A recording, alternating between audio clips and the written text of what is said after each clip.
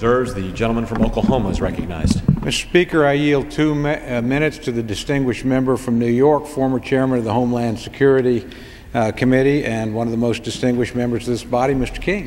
The gentleman from New York is recognized for 1 minute. I thank the gentleman for yielding. Mr. Speaker, I rise in strong support of the rule and equally strong support of the underlying legislation, particularly the Freeling-Heising Amendment, which is so vital to the people of New York, New Jersey, Connecticut, and especially my area on Long Island, Nassau and Suffolk County.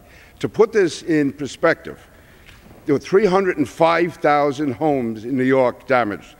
2.2 million people lost their power. That's more than the population of 15 states. That's 2.2 million people lost their power. In Nassau and Suffolk counties, 95,000 buildings were damaged. More than 38,000 have more than 50% damage. In Nassau County, and the county executive, Ed Mangano, was here today, they have more than $6 billion in recovery costs. That's $6.1 billion for one county. In Suffolk County, under County Executive Steve Bellone, $1.8 billion in recovery costs. So here's two adjoining suburban counties with almost $8 billion in recovery costs. Now, I was here in 2005 for Katrina. In fact, I had become chairman of the Homeland Security Committee just several weeks after Katrina. Within days of being chairman, I went to Louisiana with Ranking Member Thompson and to Mississippi. Congressman Riker was with me as well. And that was less than 3 weeks after Katrina. 10 days before that, the House of Representatives had passed 2 appropriations bills totaling $63 billion. The first appropriations bill was introduced, passed on a voice vote, passed unanimously by the Senate, and signed by the President all in one day.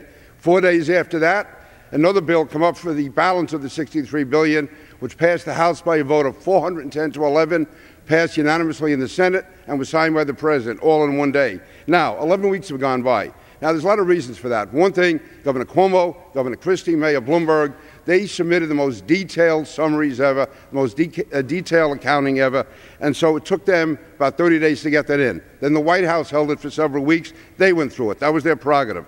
The Senate finally voted on it just before Christmas, and as you know, I wish that this had passed our House.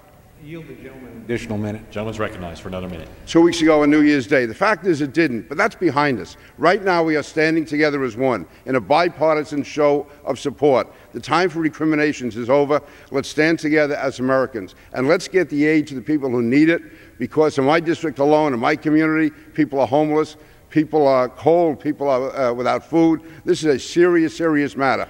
We have to address it. We have to do it as quickly as possible. I'm proud to stand here today with all of us united. Now, there may be divisions in the vote, but all of us are committed to getting this done. I want to thank the gentleman from Oklahoma, thank the chairman of the Rules Committee, Mr. Sessions, for the great job that they've done in bringing it here with a fair rule and allowing for an up and down vote. And again, I urge support of the Rogers bill and the underlying and the accompanying Freeling-Heising Amendment, absolutely essential to the people of our region, and most importantly, most important and essential to the people of our country. I yield back the balance of my time. The gentleman from New York yields back. The gentleman from Oklahoma.